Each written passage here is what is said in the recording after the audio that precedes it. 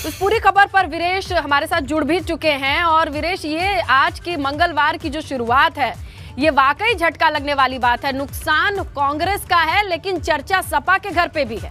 देखिए, स्वामी प्रसाद मौर्य, कहा जा रहा था कि स्वामी प्रसाद मौर्य पड़रौना सीट से भागने की कोशिश कर रहे हैं। वो फाजिल नगर, कुशीनगर की जिले की एक सीट है फाजिल नगर, जहां पर मौर्य कुशवाहा बिरादरी की संख्या ज्यादा है। और गंगा प्रसाद कुशवाहा भारतीय जनता पार्टी से अभी विधायक हैं, जो 2017 में भारतीय जनता पार्टी ने एक गंगा प्रसाद कुशवाहा हैं, बहुत पुराने नेता हैं, उनको टिकट दिया था, वो चुनाव जीते थे। तो कुशवाहा बिरादरी बहुत बड़ी संख्या में फाजिल नगर में पड़रौना से विधायक हैं, बावजूद इसके वो सेफ सीट तलाश रहे थे। कारण यह है कि ये सुगबुगाहट बहुत दिनों से थी कि ज्योतिरादित्य सिंधिया जैसे ही भारतीय जनता पार्टी में आए हैं, उनके परम मित्र आरपीएन सिंह भी भारतीय जनता पार्टी में आएंगे। और ये ऑपरेशन अमित शाह के निर्देश पर जितिन प्रसाद और ज्योतिरादित्य सिंधिया लगातार कोशिश कर रहे थे। और मैं आपको बताऊं कि इनमें ज्योतिरादित्य सिंधिया हो, आरपीएन सिंह हो, जितिन प्रसाद हो, सचिन पायलट हो, ये एक ऐसी चौकड़ी कांग्रेस में हम लोगों ने अपनी आंखों से देखा है कि इनमें बहुत गहरी पटती है, छनती, और एक साथ बैठते हैं। हर शाम लगभग इनकी एक साथ होती है। तो ये बहुत नजदीकी लोग थे। और ऐसे में वहां के 2 विकेट भारतीय जनता पार्टी ने ऑपरेशन करके गिरा लिया था। एक जितिन प्रसाद को गिराया और एक ज्योतिरादित्य सिंधिया को गिराया। तो जाहिर सी बात है, ये जो 2 मित्र जब भारतीय जनता पार्टी में आ गए थे, तो कोशिश लगातार चल रही थी। और आपको याद होगा कि सचिन पायलट का भी ऑपरेशन भारतीय जनता पार्टी ने कर दिया था, लगभग कर दिया था, लेकिन बाल बाल बच गए थे सचिन पायलट, नहीं तो वो भारतीय जनता पार्टी के सदस्य आज होते। और राजस्थान में ये सब जानते हैं, पूरी दुनिया जानती है और पूरे जो राजनीतिक हल्के के लोग जानते हैं। लेकिन आरपीएन सिंह भारतीय जनता पार्टी में पूर्वांचल के लिहाज से और खासकर जो मुख्यमंत्री का मंडल है उसके लिहाज से बहुत महत्वपूर्ण नेता। और एक और खास बात आपको बताऊं कि आरपीएन सिंह और मुख्यमंत्री योगी आदित्यनाथ में बहुत नजदीकी रिश्ते हैं, बहुत नजदीकी रिश्ते हैं। मठ के प्रति, गोरक्ष पीठ के प्रति आरपीएन सिंह का जो राजघराना है, जिसे कहा जाता है कि पड़रौना का राजघराना, उसकी आस्था बहुत अरसे से रही है। सीपीएन सिंह भी हमेशा जाते रहते थे।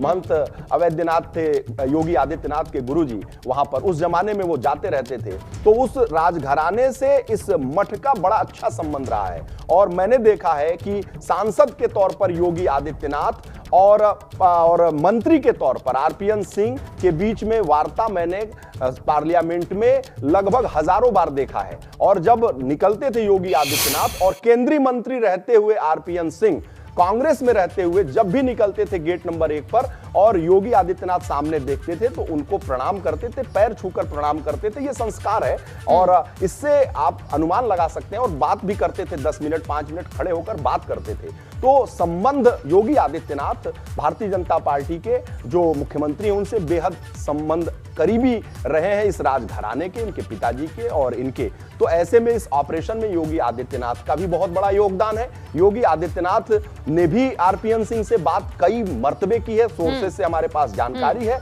और आरपीएन सिंह को भारतीय जनता पार्टी का जो शीर्ष नेतृत्व है, वो उसमें अनुराग ठाकुर की आप बात कर लीजिए, धर्मेंद्र प्रधान की बात कर लीजिए, पीयूष गोयल की बात कर लीजिए, इन लोगों से दोस्ती है। मैं आपको बताऊं कि अमित शाह और नरेंद्र मोदी के बाद की जो भारतीय जनता पार्टी है, जिसका नेतृत्व पीयूष गोयल कर रहे हैं, धर्मेंद्र प्रधान कर रहे हैं, जो चुनाव प्रभारी भी हैं धर्मेंद्र प्रधान, और चुनाव सह प्रभारी अनुराग ठाकुर भी हैं, तो इनसे दोस्ती है। यंग ब्रिगेड, जो कांग्रेस का जो यंग ब्रिगेड है, भारतीय जनता पार्टी का यंग ब्रिगेड है, ये हमेशा हर शाम लगभग महीने में 4 बार 5 बार बैठते हैं और साथ में होते हैं। और इन लोगों की आपस की बड़ी अच्छी केमिस्ट्री है। तो आरपीएन सिंह का भाजपा में आना, इनके नेताओं से बातचीत करना कोई बहुत बड़ी बात नहीं थी, लेकिन बड़ी बात कांग्रेस के लिए है। एक एक करके कांग्रेस टूट रही है। और बड़ी खबर आपको दे दूं कि अगर पड़रौना से चुनाव लड़ रहे हैं आरपीएन सिंह, तो स्वामी प्रसाद मौर्य फाजिल नगर से चुनाव लड़ेंगे, पड़रौना से चुनाव नहीं लड़ेंगे। ये मैं अभी खबर आपको बता दे रहा हूं कि स्वामी प्रसाद मौर्य समाजवादी पार्टी के फाजिल नगर से चुनाव लड़ेंगे। दारा सिंह चौहान की मैं अगर बात करूं तो वो मधुबन से नहीं लड़ेंगे, मधुबन से वो विधायक हैं, नहीं लड़ेंगे, वो घोसी से लड़ेंगे। इसी बात पर ये लोग आए हैं। ये लोग अपने को सेफ करके भारतीय जनता पार्टी से निकलकर समाजवादी पार्टी में गए हैं। मैं ये दावा के साथ कह रहा हूं कि दारा सिंह चौहान मधुबन से नहीं चुनाव लड़ेंगे। मधुबन से वो विधायक हैं, घोसी से चुनाव लड़ेंगे, क्योंकि स्थिति वहां बहुत अच्छी नहीं है जहां से ये लोग विधायक हैं। स्वामी प्रसाद मौर्य की भी स्थिति बहुत अच्छी नहीं है पड़रौना में, और आरपीएन सिंह राजा साहब हैं, राजघराना है, 96 में विधायक रहे, 2009 में विधायक रहे, फिर वो सांसद हो गए वहां से, फिर बाई इलेक्शन हुआ और अलग लोग जीते, लेकिन आरपीएन सिंह की अपनी पकड़ है, कई बार के वहां सांसद रहे हैं और राजघराने के प्रति एक आस्था रहती है। और ये कोई ऐसा राजघराना नहीं है जो बहुत उदंड और उत्पात मचाने वाला हो, समावेशी राजघराना है जो प्रजातंत्र आने के साथ साथ प्रजातांत्रिक हो चुका था। इसीलिए मैं कह रहा हूं कि सीपीएन सिंह सांसद रहे, केंद्रीय मंत्री रहे इनके पिताजी, और आरपीएन सिंह के से नजदीक जो लोग ताल्लुक रखते हैं, हम लोगों ने कवर किया है आरपीएन सिंह को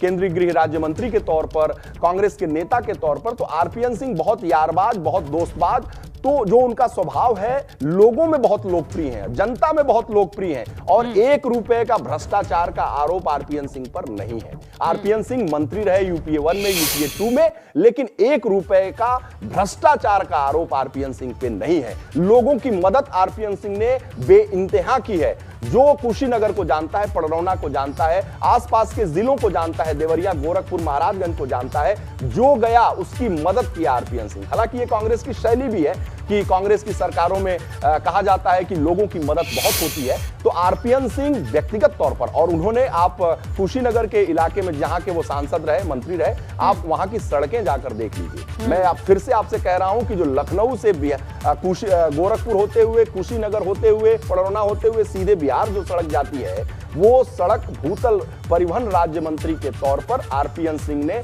बनवाया था, उसको पेन लिया था, उसके भूमि अधिग्रहण को लेकर बड़ी सारी विवादें थी, खुद उन्होंने फ्रंट संभाला था, और वो एक उपलब्धि के तौर पर आरपीएन सिंह के लिहाज से देखा जाता है। केंद्रीय गृह राज्य मंत्री के तौर पर भी आरपीएन सिंह ने बहुत ढंग का काम किया था, इसलिए आरपीएन सिंह की छवि कांग्रेस में एक बड़े नेता के तौर पर थी, और ऐसे नेता के तौर पर कि वो किसी दूसरे से बात नहीं करते थे, वो सीधे सोनिया गांधी से बात करते थे, और राहुल गांधी से बात करते हैं, और प्रियंका गांधी से बात करते हैं। तो ये ऐसी कोर टीम अगर ऐसे टूटती रही कांग्रेस की, तो कांग्रेस के लिए, प्रियंका गांधी के लिए, राहुल गांधी के लिए बहुत चिंता का विषय है कि जमीन तलाशने वाली कांग्रेस पार्टी, जो 89 के बाद से जमीन ही तलाश रही है।